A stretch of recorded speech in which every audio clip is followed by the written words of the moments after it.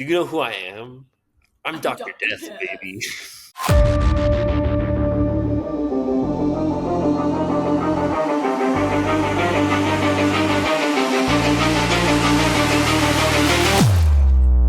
Hello, everyone, and welcome back to Survive This Crit. We're the podcast that combines our love for horror movies and RPGs to see if we can survive each and every horror movie that Hollywood has made. This film, we are doing the 1988 classic Child's Play. So join us on this deep dive episode where we will be talking about the origins of making this film, the drama behind the scenes, and of course, the creation of our favorite little doll, Chucky. I'm your host, Kylie, and with me as always is my co-host. Hey everyone, it's Nick. We are so excited to join you on this journey today of Child's Play.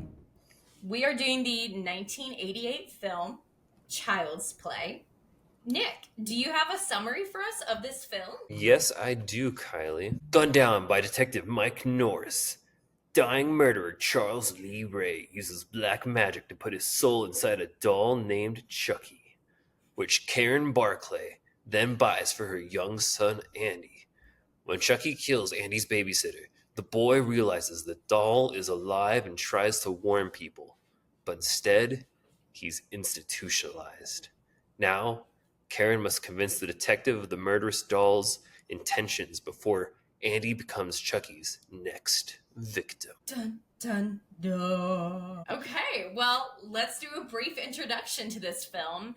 This film stars Chris Sarandon, who you may know as Prince Humperdinck, or the voice of Jack in... He was in Fright Night, the original one, 1985. He was the main villain. Oh my gosh, well, that's perfect because the director of this film is the same director. So yeah, Chris Sarandon, Catherine Hicks, Brad Dourif, and Alex Vincent are the stars of this film. The film was released November 9th, 1988.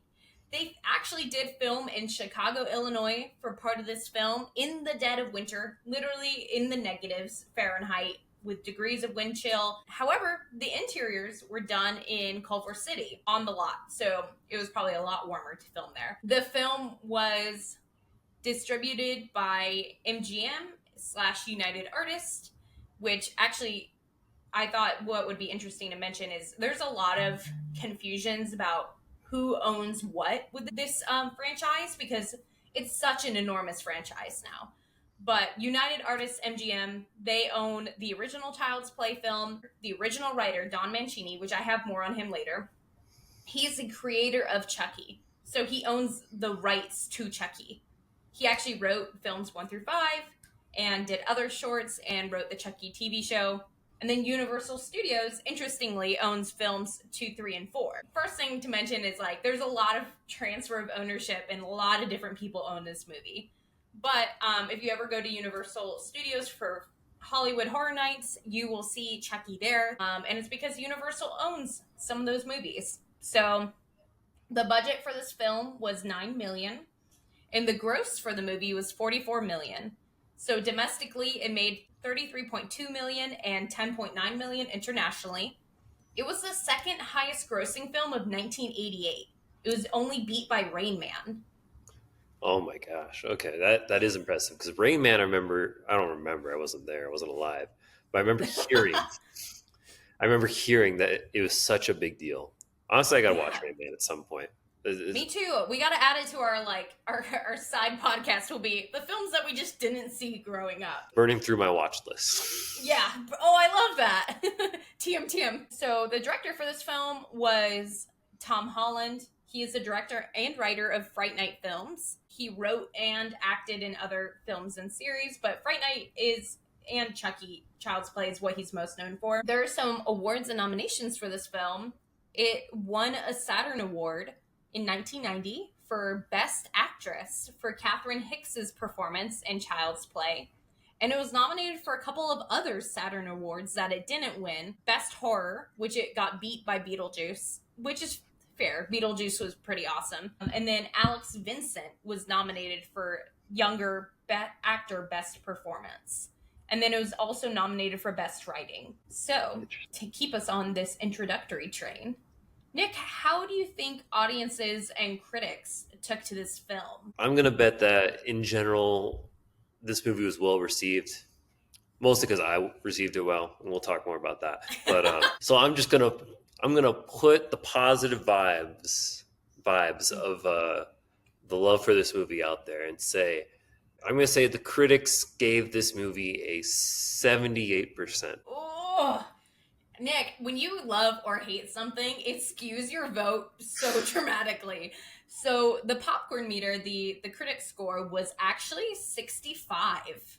Oh my goodness. What do you think about the audience though? The average Joe Schmo who's sitting and enjoying the movie. I mean, the people that really matter. The people that matter, the ones who are paying those movie tickets and actually watching the movie. My fellow Americans. And also My stance non-Americans to watching you. this podcast. I'm gonna keep it around the same area. I'm gonna say 82% is what the audience would say. Okay, so you're definitely closer, but the audience score was 74. Oh my I gosh. know. I Okay. know. You always gotta recalibrate after you get that first answer. I just get so excited, you know? I know. I No, it's fair. I would have ranked it that high too, honestly. And a general review though of what people like on Tomato Meter gave it feedback wise was they thought it was a really good mix of funny and sinister. It really captivates audiences and keeps them on the edge of their seat. They really like as I scanned through the reviews, even the lower end reviews didn't really have anything like super negative to say about it.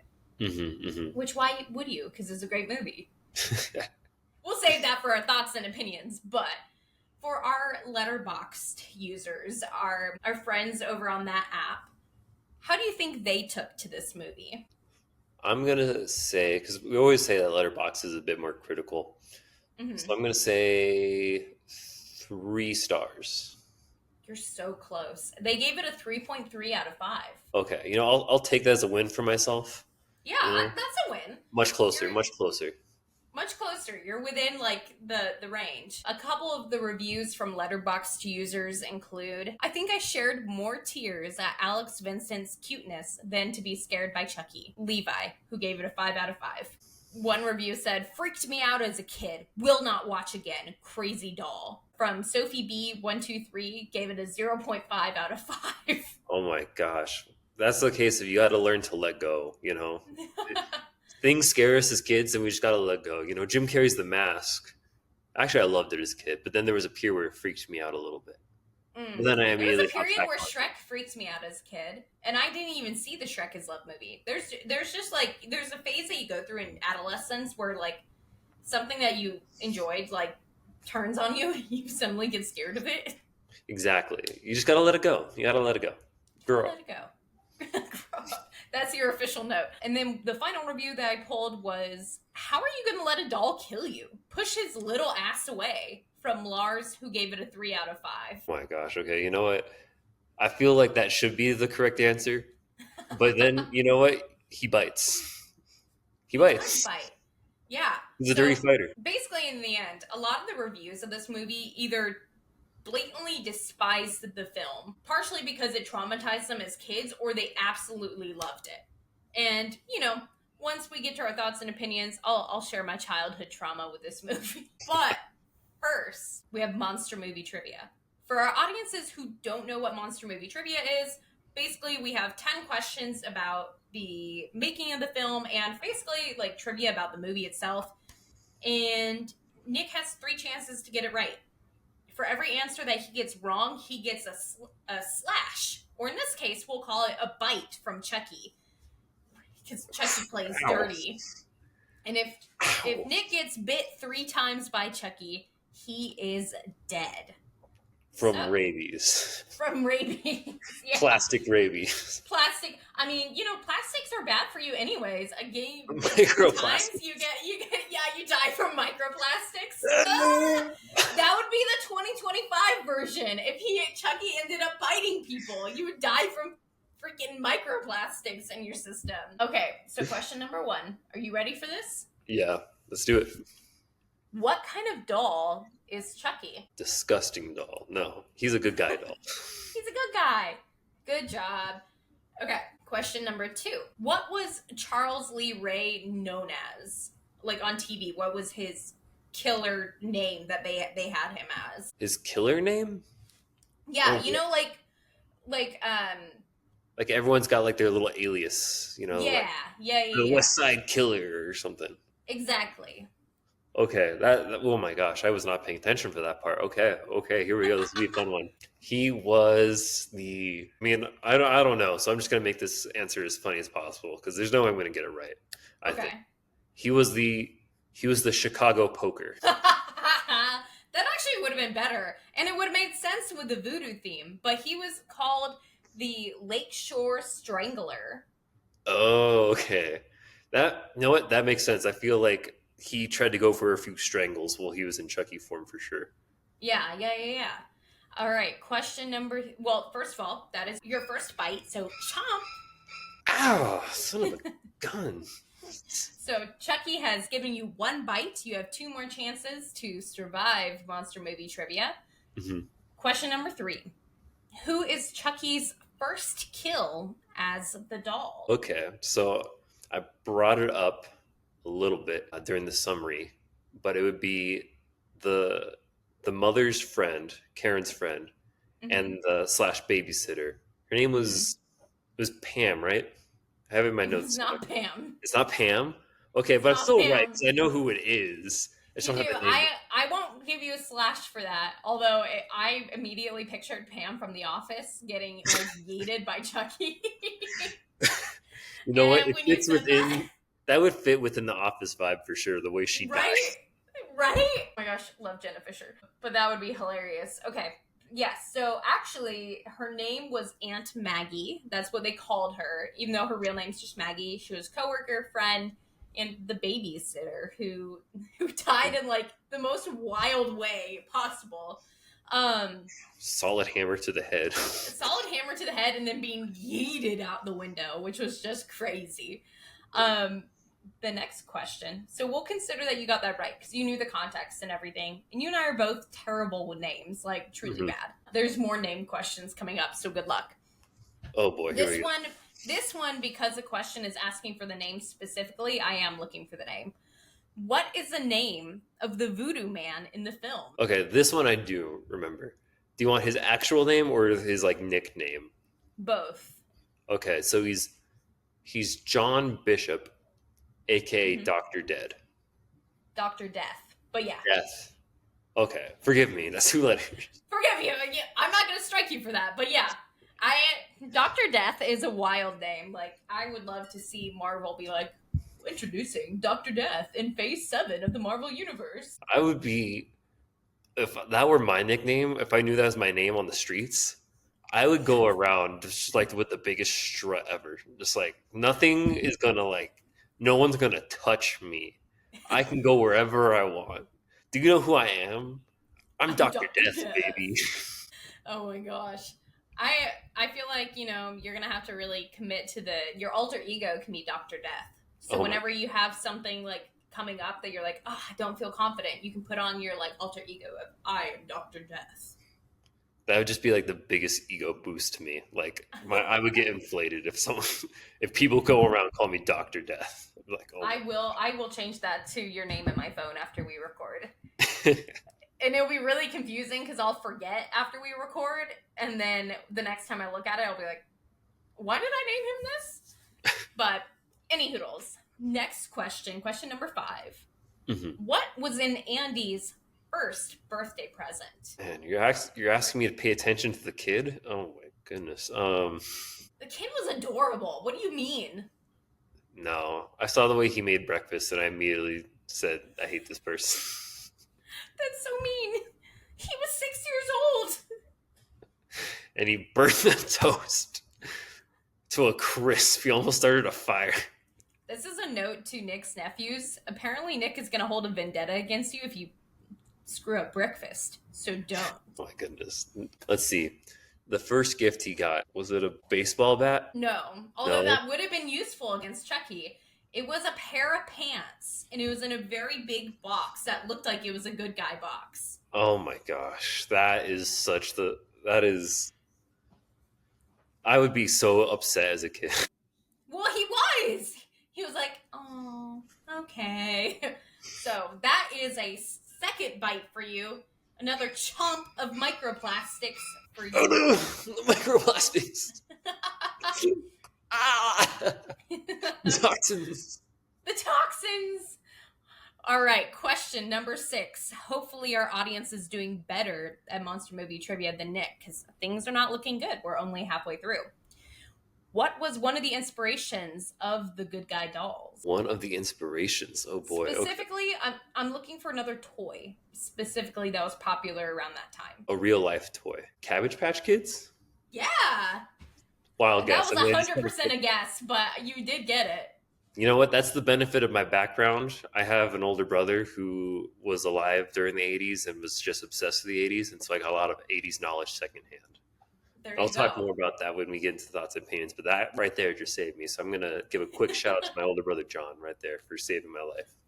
Woo! Yeah, John is great. Love John. All right, question number 7. What are the 3 serial killers that Charles Lee Ray is named after? 3 serial killers. Okay, well, first Charles.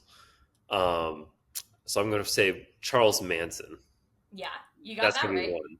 Mm-hmm. Okay. And then I'm going to assume each one of his names represents one of the killers. Lee. Who's a famous killer named Lee? And who's Ray? What? Oh, goodness. Kylie, you've got me good with this one. It's a fun fact. So I was like, I gotta include it somehow. Charles Manson, Bruce Lee, because he was out in the streets.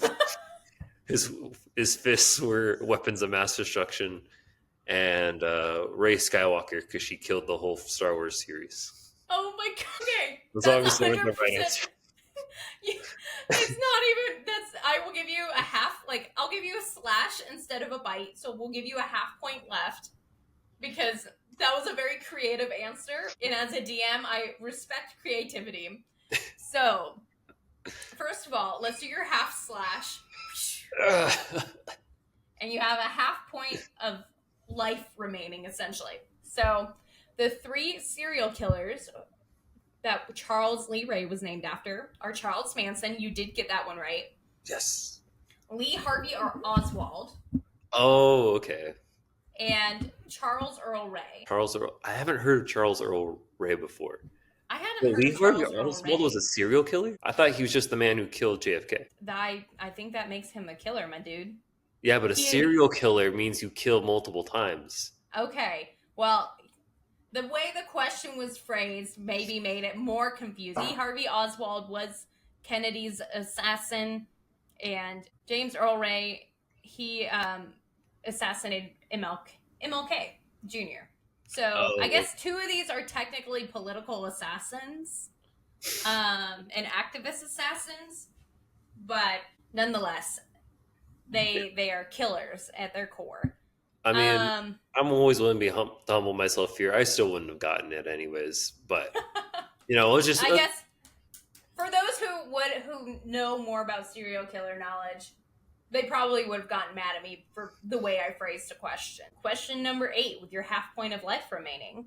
What does Andy say that Chucky told him about Aunt Maggie? Oh my God. It was definitely she's a bitch. Mm-hmm. And what was the? And she got what was coming to her, something like that. Yeah, so, Aunt Maggie's a bitch who got what she deserved. I remember hearing that. I was like, "Oh my gosh, this kid doesn't know what he's saying." That one was wild. Oh my gosh, I have a story about that actually for when we're in the deep dive. Question number 9. Who died in the explosion caused by Chucky? Well, that was his partner who left them in the first scene. I don't have the name down. Obviously, we've already established that, but it was his former partner. I say former because after that, I'm sure he's fired from being his partner in the big explosion at the hideout/house that they had. I don't know the name, but I think he was also driving the car, and he just kind of left him and was like, "Bye." Yeah. Well, I will give you that one because you knew the context really well, and I think they only mention his name maybe once in the film or twice, but his name is Eddie. Okay, I was about to say it was like I felt like it was Eddie, like on tip of my tongue something, but Oh, mm-hmm. yeah, You hmm felt like hmm it was Eddie. Okay, yeah. well, the next and final question, it may kill you. Oh, wow. Which countries banned this film? You can getting one right is fine. Countries that banned this film. I'm gonna say probably a Croatian country. Let's like Creole or what? Um, See, Kylie, you're really playing into my least bit of knowledge now, geography. Me too. I like geography. I am not good at, so you're not alone there. But you're wrong. Okay. So please take your final slash. As the bites and the microplastic are overwhelming, so you die. Son of Wah, a wah, nutcracker. wah. Ah. Chucky has killed you in monster movie trivia. And for those of you who are better at trivia than Nick, the countries that banned this film were Finland and Norway, primarily during the cinema release. Did you know why they banned those films? 'Cause that's so weird to hear. It's primarily was because of the violence and because they didn't want the fear factor for kids of the idea of their toys coming to life and trying to kill them. I see. Okay. Okay. I was gonna But say by that first logic, it feels like they would ban so many horror movies. right, But Nick, yeah. you've hinted at your thoughts and opinions of this movie. So although you have been murdered by Chucky in this monster movie trivia, what are your thoughts and opinions of this movie as a whole? So overall, I think it's a good movie. Definitely, when I saw that it was under 90 minutes, I was so happy. But also, I mean, I'll start also by saying like I don't think this is the best movie ever or anything. But I thought the concept, the premise of the movie was original enough. That it was a great idea. Mm-hmm. So I fell in love with that for sure.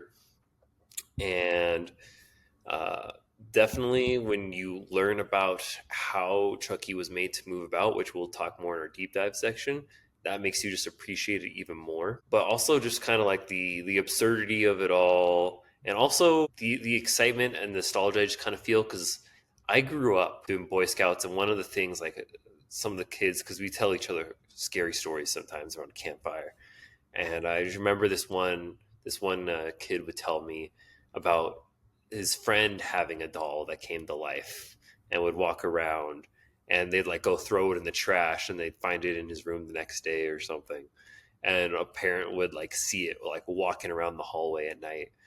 It just really kind of brought Mm-hmm. back all those feelings for me. I can see you shaking Yeah. your head like, nope, get that thing out of here, burn it alive. Burn it. So yes, and this actually, funny enough, wasn't my first time watching a Child's Play movie. I remember you and I think we tried to make an attempt to watch the 2019 reboot that came out, Oh, yeah. the one with Mark Hamill. That one was funny to me only because my background as a software engineer, seeing them program the robot and then just like, oh no, the programming's evil for this one Yeah. particular one. One robot is bad.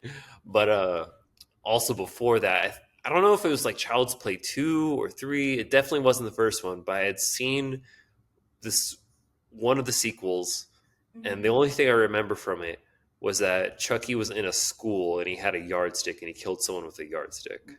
Oh my gosh. Yeah. I think that's the second or third one. Because, yeah, I'll get into it. I'm a pretty big Chucky fan at this point. Yeah. I mean, so I first have to provide some context. I have a very visceral memory. Do you remember? I guess you weren't living in Arizona at the time, but behind my parents' office, there used to be a Hastings, I think, where you could rent movies. And I remember when the times I went in there, I saw a poster of Chucky, and I was like utterly horrified. I had nightmares Mm. about him, and I hadn't even seen the movie. So because of that, I didn't watch the movie for a long time. The first time I watched it was last year or 2 years ago at this point, and I saw it and I was like, What was I waiting for? This was such a good movie because it's silly. It's like, honestly, in regards to child performances too, like Alex Vincent's performance is on par with Haley Joel Osment in The Sixth Sense. He's Whoa, pretty whoa, whoa. close, pretty close, pretty close. There's a big age difference, so pretty close. But like a 6 year old being able to deliver that strong of a performance, especially when he didn't have any previous acting experience except as a background actor, is really impressive. And I think also I'll mention that, like, obviously the script wasn't perfect, but I loved this film the first time I saw it. And actually, this past Halloween season, I got Joshua to watch 1 through 4 with me. So You watched yeah, 4 Chucky movies. Oh we my god. watched 4 Chucky movies last Halloween season. And so honestly, I'm a big fan of the franchise. I think Chucky reminds me a little bit of Freddy Krueger with like just the way he says things and like the Yeah. sass behind what he says. Well, And he's very much obviously, in that prime era in the 80s, late 70s that we've talked about before of the slasher horror films. So it makes yeah, sense. he's It like makes total perfectly sense. in that subgenre, but he's not. It's not as gory or violent as like Texas Chainsaw Massacre and stuff like that. So it's Okay. kind of nice that he's like a little bit funnier, a little bit sassier, and as the films go on, kind of like Nightmare on Elm Street, he continues to get like sillier and sillier with the things Mhm. that he says. So definitely, like, we have to watch the other ones eventually. They're really quite ridiculous. But yeah, like, I really liked it. I would be curious, as I'll mention in my deep dive, the original writer and creator of Chucky. So Don Mancini, the original creator and first like scriptwriter of Child's Play, his take was a lot more satirical about like consumerism and stuff like that. So as someone who likes satirical and self-aware horror, I would have been curious to see his version, because this version obviously wasn't that. This version was like 80s slasher, like, to its core. Um, but yeah, I guess that's my only note, is like, I would have been curious to see what the original script could have been like. But yeah, I liked this movie. I like the franchise. I think they did a great job capitalizing off the franchise, because they've made so many movies off of it. They've made remakes, they've made a TV series, and there's something about a doll coming to life that, no matter the context, whether it's Annabelle to Chucky, it's scary, or Megan even, it's scary every time. There's Yeah. something horrifying about that. So yeah, like, I mean, I love a good doll possession movie. It's mostly because I grew up with a lot of porcelain dolls, and I definitely would think about that as a kid, of like, what if they just came to life? Um, As someone who's been inside your childhood room before, uh, seeing all those dolls just like lined up on a shelf, yeah, no, I was done. I was out that I first time. to audiences, I wasn't weird. I liked collecting things, and my great aunt was a doll collector. So at least it was like, the one time I stayed at her place, it was in her doll room. It was like floor to ceiling with dolls and Oh glass my cases. god. And I will say, Corey and I did not sleep that night. We were like, because there's just bright eyes reflecting off of every glass case, and there's like hundreds of dolls in that room. And you decided to just embody this a little bit? Dolls were on a high shelf. I couldn't make eye contact with them at night. But anyways, yeah, I really liked the movie, especially because I've had an fiction affiliation for dolls for a long time. So yeah, I love the franchise. It's not perfect, but it's definitely like 80s horror in its core. I think it's one of the core movie monsters that makes up the 80s, I feel like. And I also liked. So I'm going to touch maybe a little bit on what I like, but then I'm excited to talk about what I hate. One other thing I want to mention about what I liked for this movie was the effort they went in to make like a little cartoon. I thought that was kind of cool. Yeah. It was very reminiscent of 80s cartoons, especially like, again, this isn't like one I watched, but because of my older brother, I got secondhand knowledge of it. So it Mm-hmm. looked like Care Bears. if anyone was a fan of Care Bears, the cartoon. It had that whole style and feel to it. I was just like, I was impressed at how well they were able to encapsulate that. Then going into what I hated about this movie, though, the basic summary of it was I hated everyone in the movie except Chucky. I just Why? I will say it was annoying that nobody believed the kid even a little bit. what are you talking about? No, would you believe the kid? I wouldn't believe the kid. I mean, if he was like, I think I would. I don't know. I wouldn't get frustrated with him for being like having an active imagination. You know. I no, yeah, I wouldn't be frustrated with him. If you were talking to the cops, be like, okay, Andy, tell the truth. The game's over. Tell them what actually happened. Mm-hmm. But other than that, I'd be like, oh, ha ha ha, the doll's talking to you. Sure, sure, sure, sure. And then if he dropped that one line, I'd be like, what? I will say, Say about your name. Chucky carried this movie. There would not be the franchise without Chucky, for sure. Exactly. Like, if they made him a nonverbal doll, or, they actually originally were going to make this movie and have a woman voice over the voice of Chucky instead of the same actor who played Charles Lee Ray. And they initially did some recording of that, and it just did not sound good. But they kept her voice in the Good Guys commercial, as well as Tom Holland's voice. Fun fact. Ooh.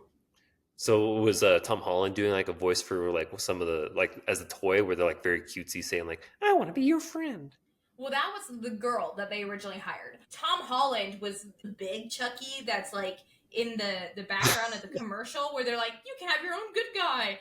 He's in that commercial. Yeah, like, hi kids, take your good guy home today type thing. But he had a little cameo in there. But I agree with you. Like, these characters, I think it's true to 80s horror, though. Like, these characters are not the brightest, nor are they meant to be. Yeah. So, like, that's the thing. Like, I'll go through it real quick, a little bit one by one. Mostly just the kid and the mom. I didn't like the kid. The kid was just annoying to me. Yes, he was kind of cute, but also just, like, doing whatever your doll tells you to me is just... That's not good for the kid. And especially if the kid is like telling you like, oh, or if the doll's telling you like, oh, why don't you follow me to this abandoned house, kid. I don't know, maybe I'm being a little harsh on him because I feel like I would probably have done the same thing as a 6-year-old. I wasn't like very critical thinking at all like that. Now I'm upset because I feel like I'm being upset about him being a kid. You totally are. I feel like I painted myself into a corner here because I was about to bring up the breakfast again. Oh my gosh, I hated that. And the mess he made in the kitchen. Okay, so I think what is actually at the core is you don't like it when people mess with your kitchen. And I know this as a fact, which is why I've intentionally never cooked with you, because I know that you and Kaya are like the masters of the kitchen, and no one else is allowed in there when you guys are cooking, because I would be like Andy, and I'd be like messing up the recipe. But you know me, I'm much nicer about it in real life, where I'm like, oh, he's like Gordon Ramsay. All right, but I definitely did not like the mom for sure. First up, what are you doing buying a doll for your kid off of a hobo? You do that? Yes, especially since Aunt Maggie was like just knew where to go. You don't know what if this doll has diseases. She's got a point. Listen to Maggie. Yeah, that was listen to crazy. Maggie. And then I feel like this is again me just like looking through it through the eyes of someone who's 40 years in the future from when this movie happened. Mm-hmm. But letting your 6-year-old kid take the bus, or what was that, a subway or something, or a train? I don't think she let him. I think he just did it without her knowledge. I just have to add that caveat. I thought she like let him go. Like I thought he was on his way to school or something. She dropped him off at school and he left. Oh my goodness. So if anything, it's on the school administration for not telling the mom that he just dipped from school. Okay, that changes things a little bit, but still, like when I initially thought like she just like let his kid take the public transit without her supervision, her 6-year-old, I was like, I put in my notes, what is this mother doing? To be fair, Chicago in the 80s. It's not Chicago in the 2020s. Very different. Kylie, I know you meant for that to make it sound like a rationale, but that just sounded contradictory.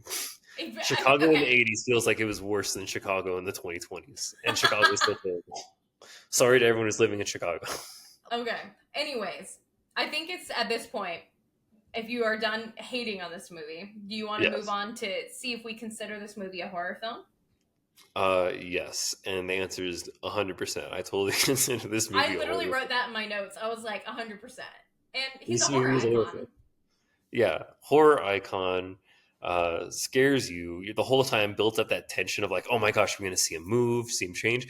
When he transformed in that one scene, right when the mom was like talking to the doll, was like, talk to me, Talk to me. say And something. I've seen so many memes about that online. It's so funny. That scene, and then like starts the fire, and then finally Chucky's like, oh, and then he like moves.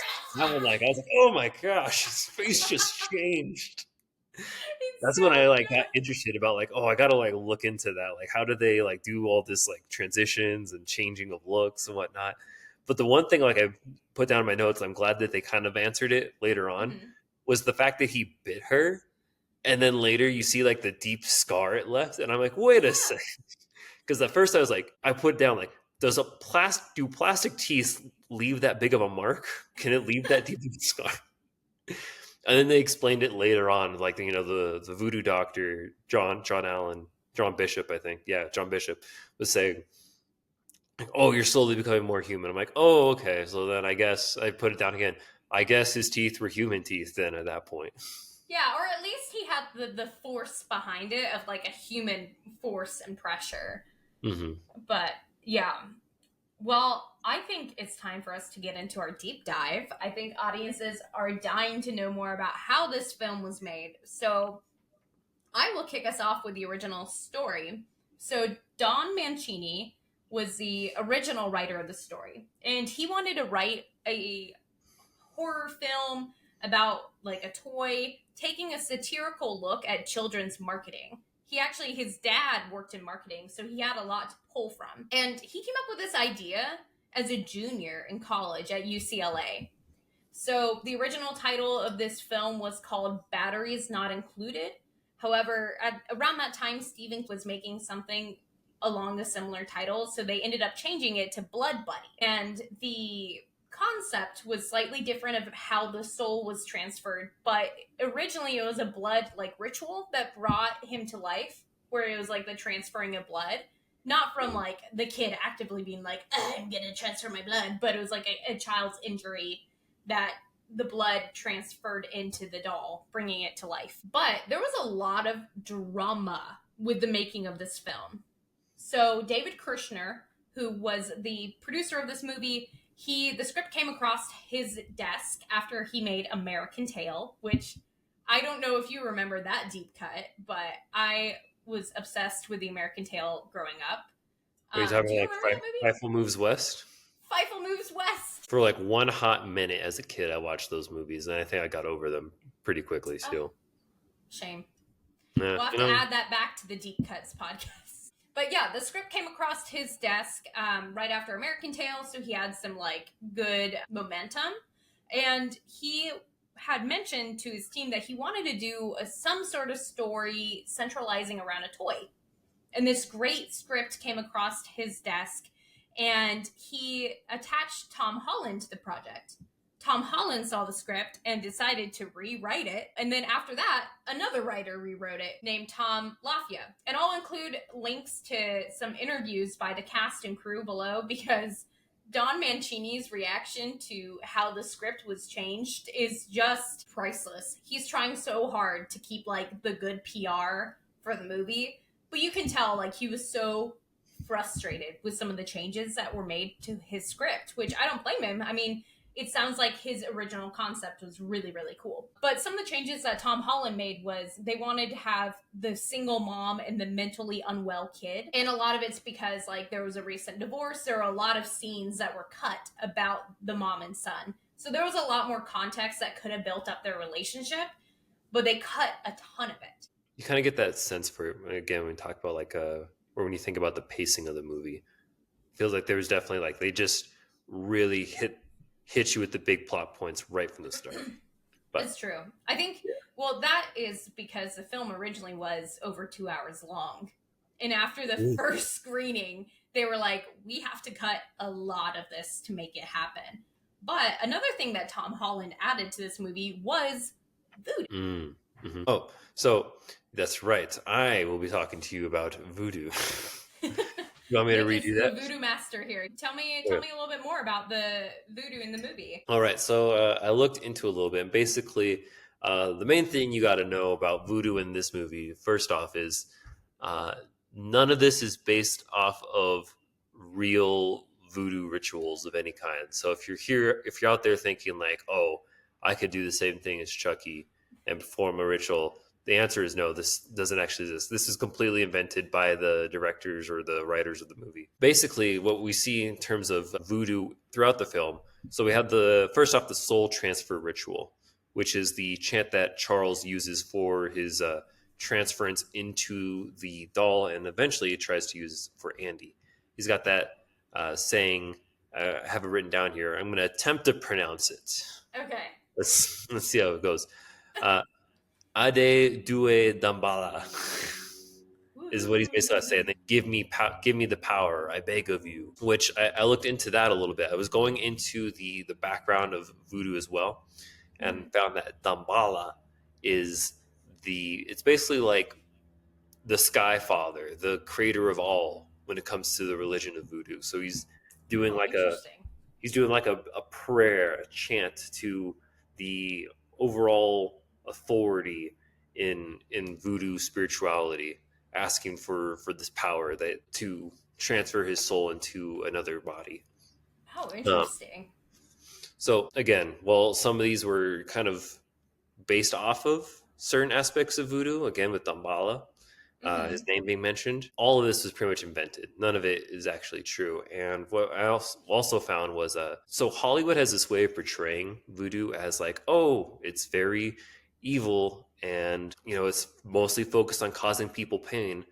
I'm not going to talk about whether it's good or evil in a sense. I mean, coming from a Christian background, I feel like my view would be pretty clear about what that is. But what I wanted to focus more on is just the misconception that it's about causing people pain, when Mm-hmm. really the idea of voodoo is about balance of spirituality in nature.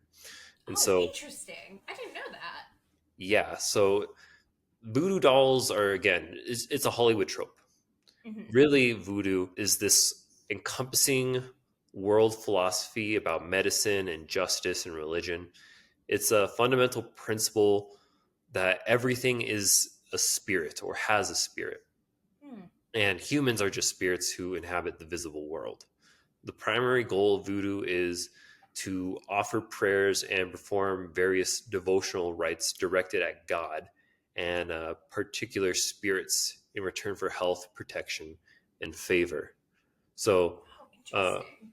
it's pretty much like any voodoo ritual activity is aimed at refining and restoring balance and energy within relationships. I didn't Whether know that. that's, That's fascinating. Like yeah, whether it's a good balance that they're making or a good action towards somebody or a negative action, but the ultimate goal is restoring balance, it seems like. boom. That's so interesting. When you brought that up, it reminded me of Scooby Doo 2, where there's a voodoo character and everyone assumes that he's the bad guy when he's like just trying to like do a rite or a ritual to make sure he's safe. But Mhm. Daphne's in there and she's like, "You're the bad guy because you're scary." And he's like, "Ma'am, girl with your go-go boots, I am just trying to protect the island. Please leave me I gotta alone." sacrifice this chicken. Yeah, yeah. I know what you're talking about. Yeah. Yeah, no, I loved that movie growing up. Me And too. yeah, so that's the other thing too. You got to know is like the voodoo doll that Chucky, because Chucky pulls out a voodoo doll at one point. Yeah, Chucky's like, "Stab." Also, why would he show him where his voodoo doll is? Where that's crazy. Well, That's all. wait, so he showed him that? I thought he came prepared with it. I was like, oh my gosh, No, so Charles Lee Ray comes prepared. Chucky has a line where he's like, "You shouldn't show your customers where you keep your dolls," or like something like that. Your Where it's like, merchandise. yeah, like you shouldn't show your customers where you keep your merchandise. And then obviously Dr. Death is like, oh no. Why would he have a voodoo doll? I guess maybe that's part of like the, oh, I'm gonna give myself good favor or something. But the fact that he's just like, oops, and breaks his leg, I'm like, oh my gosh. Yeah. Oh my gosh. Oh, crazy. That Crazy. was absurd mild. I was like, oh boy, this breaks the doll's leg, and then just the crunch of his actual leg. I was like, oh. Yeah. Oh, it was very effective though. It was a very effective use. Mm-hmm. So, do you have anything else about voodoo? Not specifically, but I thought that was an interesting learning experience. To Yeah. hear that it's not actually about voodoo dolls, more and causing people harm or possessing people in some way. Yeah, it sounds very much like a lot of practices that are focused on like spirituality and balance. So that's Hmm. really interesting. And it's interesting that Tom Holland did take the traditional Hollywood route of I think it's funny. I think Don Mancini mentioned this in one of his interviews that he's called the Lakeshore Strangler, but he also has the power of voodoo. So he could also just kill people in a much easier way, but he Oh yeah, chooses well, to strangle everybody instead. that is. I'm curious about that for sure because like it's very voodoo is very much established in this movie as something that is very powerful and very real. Yeah, but For he him to be chooses like, not oh, to use it. yeah, it's like what is he doing? It- this is maybe he didn't believe it until like he actually did the chant. Until Yeah, then, that's he was very true. He did say at skeptical. one point, he's like, I can't believe it. I Oh, can't you talking believe about the it scene where he was worked. like, "Ta-da!" Yeah. Oh, that's just one of those ways that Chucky is such an icon, honestly. But yeah, so Tom Holland made some interesting changes there, like with the voodoo. He also had a lot of rumors and claims on set of being a bully on set, including especially the asylum scene where Andy cries. And that scene, like every time I see it, it breaks my heart. Because like those are real tears coming from a 6-year-old. Those are not fake tears. And it's allegedly because there are multiple rumors about that Tom Holland made him cry.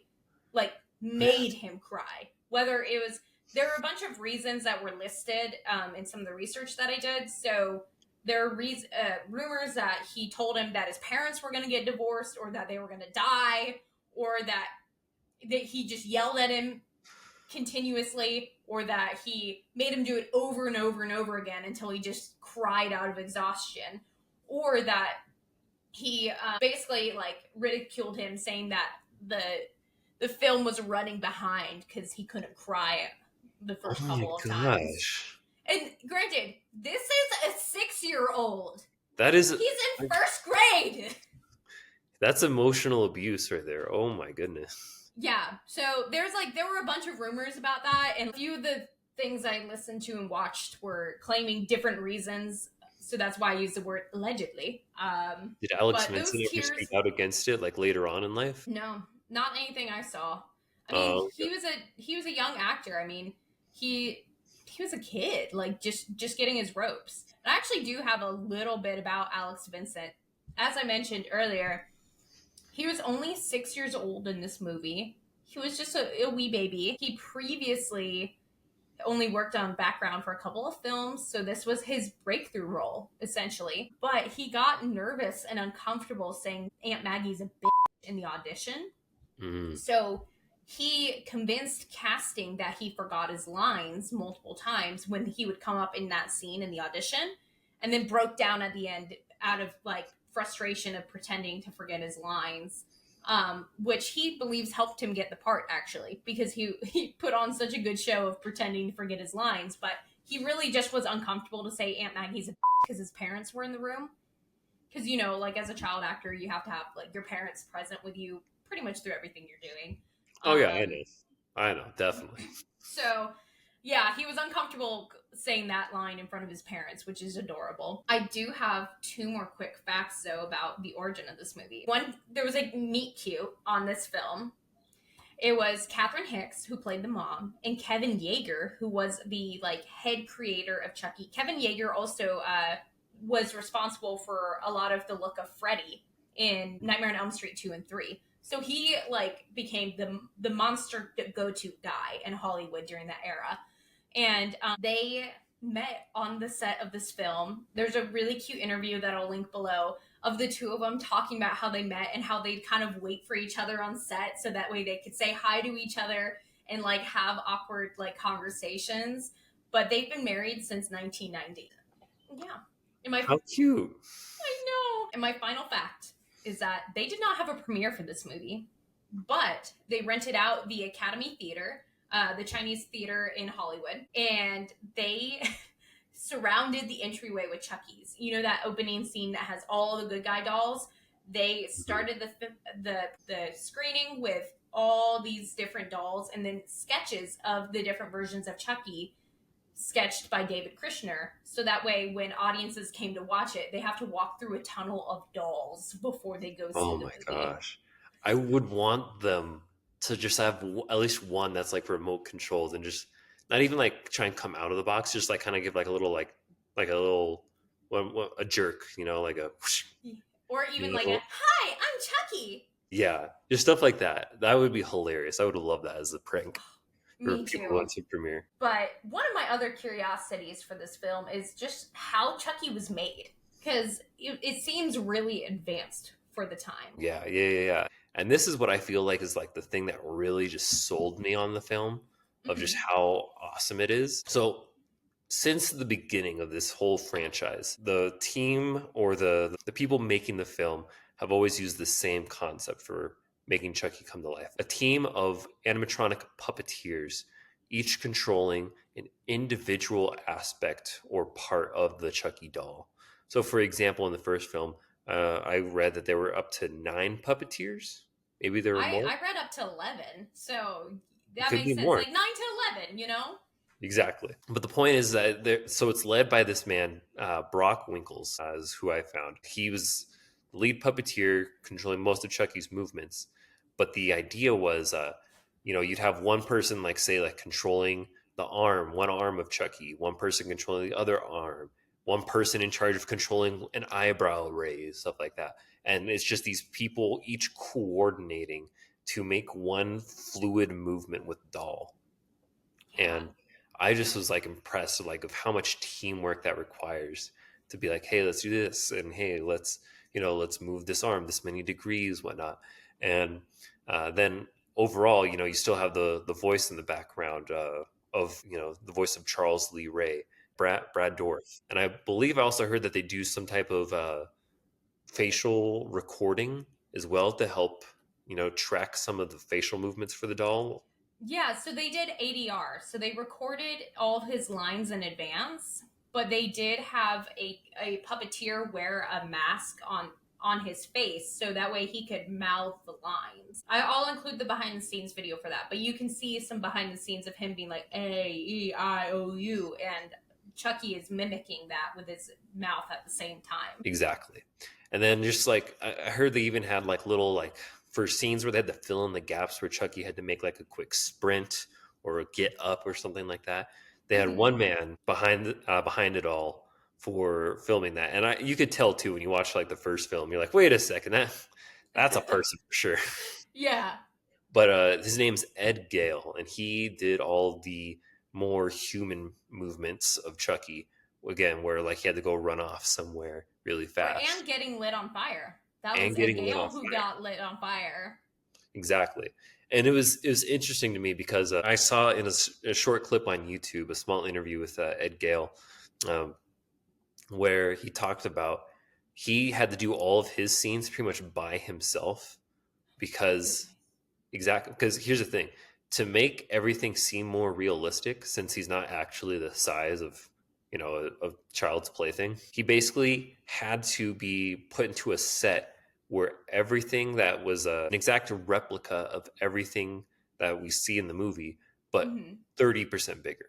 So, Oh, for example, interesting. if he was in a scene that was in the kitchen, it would Mm-hmm. mean he would be by himself in an exact replica of the kitchen, but everything would be 30% bigger. And he said like they even went to the tiniest detail. The light switches 30% bigger. The doorknobs on the door 30% bigger. Everything, even the screws. That's on everything. insane. Yeah. The amount of detail that they put into that specific aspect of this movie is kind of insane. Because other parts of the set, for the puppeteering, they built the set like 6 feet off the ground, so that way there were areas under the set where puppeteers could control things without audiences seeing Hmm. them. So like both sets that they worked off of were very abnormal. They weren't just a normal cut out of a room. It was like either built 6 feet off the ground or is 30% bigger, which is kind of bizarre but wildly creative. Yeah, I feel like you really there had to be some careful planning into the execution of the different sets to make everything just move as fluidly as it did when it came to watching Chucky on screen, and it definitely worked out. It paid off 100%. Oh, totally. It was very convincing. And I think they also, I believe I read that they had a couple of like small child actors do a couple of the running scenes, but I think Ed Gale was the most convincing. And Ed Gale did a lot of practice to try to mimic the way that the puppeteers were moving Chucky. So that way he was running less like a human and more like a doll. I did read about that. And there's some interesting behind the scenes videos of how he's like wearing the mask and like getting used to moving like Chucky. It definitely seems like it was a whole exercise of movement. So again, all of that work just again paid off Oh, for what totally. became like something that really just kind of like bought me as far as like, oh, I'm sold on this being a great movie. So Yeah, cool. 100%. Well, I wanted to add on to that if you don't mind. So what's your addition? Let's hear it. Yeah. So, I mean, you covered a pretty, like, great overview. I mean, like, you can watch some behind the scenes to learn more about how these things were made. Specifically, Kevin Yeager was the one who was behind the animatronics specifically. So, he was the one who, like, helped create the internal structure of the joints and the exoskeleton and the fiberglass and all that to make it look real and make it robotically work.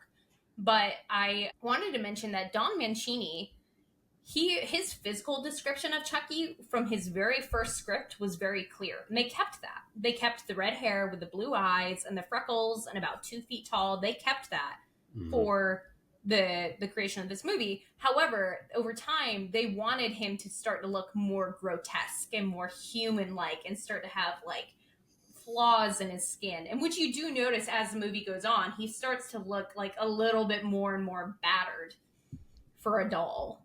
Hmm. Yeah, I did start to notice that. And I was curious about it. So, yeah, what other details you got with it? I mean, the other thing that I had was really about the voiceover. So, as I mentioned earlier, the lines were recorded ahead of time, and the puppeteer would mimic them, the puppeteer who was wearing the jaw piece. But the Brad who voiced over Chucky and who was Charles Lee Ray, he used what was his Jack Nicholson impression basically for the voice of Chucky. And Oh he my was, gosh, I, you know what? That makes so much sense because while I'm getting ready for the campaign that uh-huh. we're gonna have, I was thinking about, okay, am I gonna do like a Chucky voice, and what does a Chucky voice seem like? And then for some reason, I kept going back to like a Jack Nicholson impression. I was like, why do I keep going back to that? It's not Jack Nicholson. And now you're saying that confirms why I was thinking that. Oh my god. Yeah. Yeah, that's totally why. He said that was his Jack Nicholson impression. And filming for him only took like 2 to 3 days. Because originally, they were going to hire this other actress, and then they had to ask for him back after he had already done his other scenes. But how he made like Chucky's voice also sound so convincing is he would run around in the studio to wear himself out, and he would ad lib a lot of lines to really get like the intensity and personality behind what became the voice of Chucky. So I thought that was really interesting, and I'd be curious to see like the script versus what was actually filmed because I'd be curious what some of those ad libs were because Chucky, especially as you'll learn if you watch some of the other films, like I said, he gets more Freddy Krueger coded, where he just says some of the most out of pocket things the further you get into the movies, he becomes a little bit more silly. So I'd be curious, like, what some of the ad libs were, because they obviously kept some of these iconic lines in the movie for a reason. And I'm not sure all of them were written. But yeah, I mean, that's essentially it. Like, there was a powerful voice behind the creation of Chucky, and then an amazing team of animatronics, puppeteers. Ed Gale, who is obviously extremely notable for being the life-size version of Chucky, only at 3'4". And yeah, like I think Chucky is just one of those movie monsters who they poured a ton of effort into and it really paid off, especially without the use of any CGI. And they had so many creative methods of making it happen. Yeah. Oh my gosh. Sorry, I'm like, yeah, that Jack Nicholson. It all makes sense now. I'm You're connecting the stuck on dots. Jack Nicholson. I'm stuck on the Jack Nicholson thing. Like, yes, finally, it's all coming together.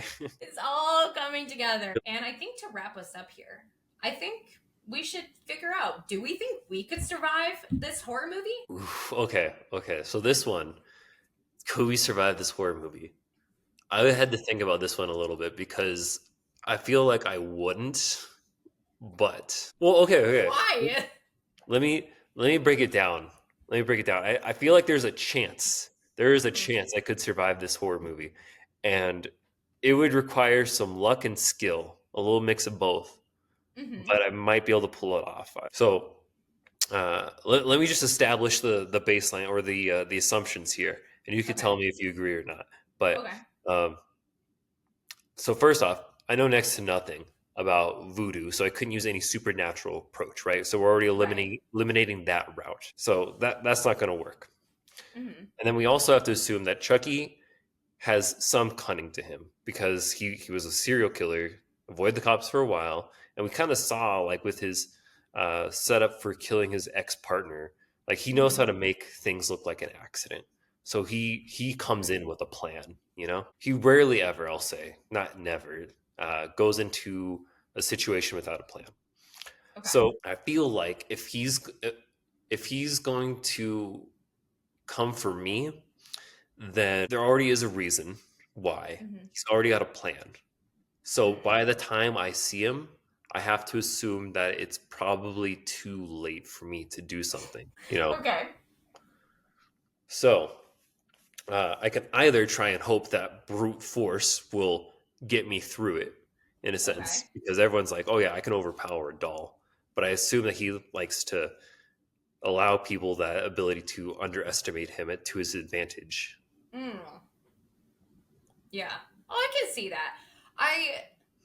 So you're saying you would not be able to survive, like? No. So I'm getting into that now. Okay.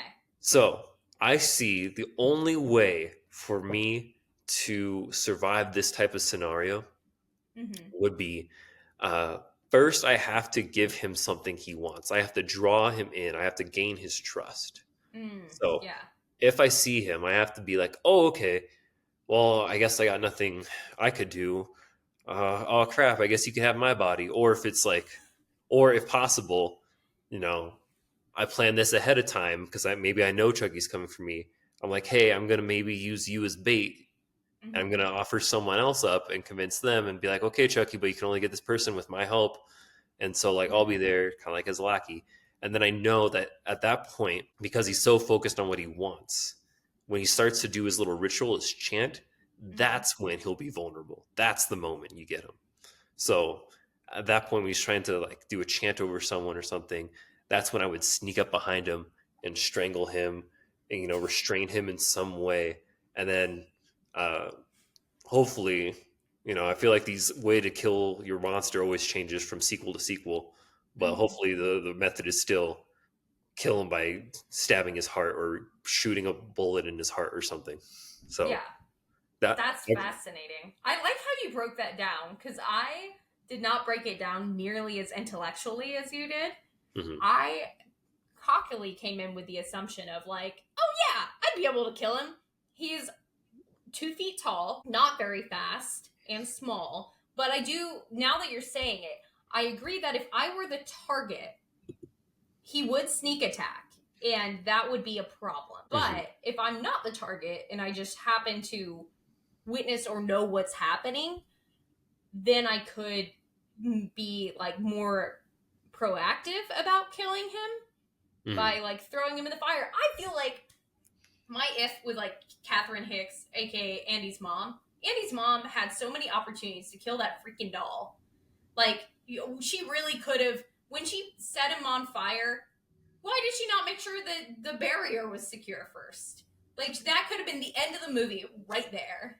Well, okay, so that's something like I didn't really find. I wrote that down too as a note. Is like how many apartments actually have fireplaces? I don't know if that's a Chicago thing or My place has an apartment, fireplace. yeah, but you live in a townhome, don't you? Oh, that's true. Yeah, I guess I'm that's talking true. about like if you live in an apartment complex, multiple floors going on. Hmm. Do you actually have a fireplace? Because I don't think that's the case. If That's a someone good out point. there is listening and they know that this is a real thing, totally let us know because I'm a little curious about it in terms of architecture and me being a nerd like that. But um, Hmm. Well, regardless, those barriers they don't really secure themselves, Kylie. You just set them up because like my parents have a fireplace back at their house. They're mhm. just they're there. They don't bolt them in or anything. But she didn't have the foresight to be like, oh, I should probably move like something to block this for when it starts, you know? I guess that was my if, but I think generally speaking, I wouldn't have a problem killing Chucky. And maybe I'm just saying that cockily before the RPG comes out that, like, oh yeah, I'll be able to kill Chucky with no problem. Mhm. But I guess audiences are going to have to tune in for our RPG episode to figure out if I can kill Chucky alongside our guest agent, Agent Chandler. Agent CB is coming back. If you've listened to our Frozen RPG, you'll know that he had a pretty interesting time in there, to say the least. So, our next RPG, DM'd or GM'd or written and kept by Nick. We're doing a 'Cause I Call of am Cthulhu. I am what they call a kept man.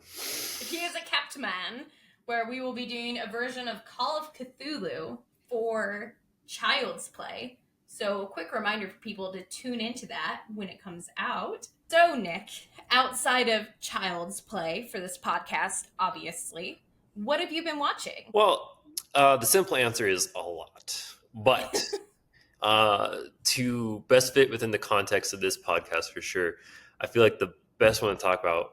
Um, After I finished Child's Play, I got Mm-hmm. inspired to want to watch another horror film about people possessing inanimate objects. Oh, So love. this one had been sitting on my watch list in my mind for years, and I just never got to it until after this. And it's called Willy's Wonderland, starring a very little known actor. Maybe some of you have heard of this man. It goes by the name of Sir Nicholas Cage. Oh my gosh. What is this movie even about? Willy's Wonderland just sounds like it could go in 1,000 different directions. Okay, well, the basic premise is uh, Chuck E. Cheese, but what if it was haunted by Satanist murderers that put their souls into the Stop. animatronics? Oh my gosh, so it's like kind of like a different lens of like Five Nights at Freddy's. Exactly. It's probably that was their inspiration. Probably was Five Nights at Freddy's, and they just wanted to beat the beat the franchise to the punch of making the movie. Uh-huh. Because here's the thing, and I'll tell you this much: is it's very much like you have to watch this movie in a with a group of friends to make fun of it because it is very low budget, very terrible, and it really just confirms that rumor that Mm-hmm. Nicolas Cage will act in anything that slides across his desk That because seems true. he It's the t- Nicolas Cage effect. it There's is a whole episode of Community about it where they can't figure out if he's a good actor or not. exactly. Oh my gosh! And here's the thing: that he probably just took this role without even thinking about it because he had no speaking part. He was the main character, and yet he had no speaking part. He just made random grunts throughout the film. Maybe that's why he took the role. He was like, great, I don't have to memorize anything. Yeah, it's just him like looking. He'll even like just talk with people, but instead of actually talking, he'll just look at them like all cool and tough and menacingly, and he'll make like a little grunt where he goes, "Mm, mm," Stop. or he'll give him a little nod like, "Go that way." You go that way. I'm gonna go that way. My gosh. Oh my gosh. Yeah, That's it's crazy. wild, and there's a whole like they went to the extent of making this whole mythos with their villains and whatnot. It's wild. It's not. Don't make the same mistake I made, audience, and watch it by yourself because it's just not fun. It's a Watch it with a group of community people so you movie. can laugh together how terrible this movie is. Okay, that is good to know. I'll add it to my like watch with friends. Well, what I've been watching, if you're curious. Traders has been on my mind nonstop. I'm not kidding you, for the entire duration of the season. And now that it's done, I can look at other shows now. But Traders, I mean, I've talked about it on the show before. The real life mafia concept is really cool to me. But I've been watching Yellow Jackets. It's a Lord of the Flies like scenario where a group of girls that are traveling for soccer, their plane goes down, and then they have to survive on their own. I'm only in season 1 still, but I think it's interesting that we had a weird phase about 4 or 5 years ago where there's a couple of shows that came out around the same time that were of that similar concept. Like there's a show on Amazon called The Wilds, which is another show about a bunch of teenagers crash on an island and they have to figure out how to survive. But that show took like kind of a different angle. So I've always been kind of into the like Lord of the Flies concept where you put a whole bunch of people together and have them try to figure out how to survive on their own. I've been watching Yellow Jackets because it's a really good mix of like, it's a horror drama where there's some really kind of scary moments, but the character arcs and the just the writing of season 1 is really interesting. So there's 3 seasons, so I have a lot to catch up on. Ooh, okay. So that's the main thing I was curious about the whole time you were just talking about this is what perspective did they take on this? Because I know you can usually go the horror drama route, like you said. I feel like that's interesting to watch. I'm also just a fan of like the comedy aspect of it potentially, where you get a bunch of people that crash into a plane or crash out of a plane and deserted on an island and they just don't know how to survive. No, Yellow Jackets is definitely a horror drama because they go the route of, I don't want to spoil too much, but it's been out for years. These girls made obviously some sort of vow where they didn't tell everybody what happened out there. And it's interesting as an audience member that you don't know either. So you're learning as the show is revealing like little bits and pieces to you. So it does go like more of the cult route-ish. At least I'm on season 1. So that's kind of like what I can tell from my outside perspective so far.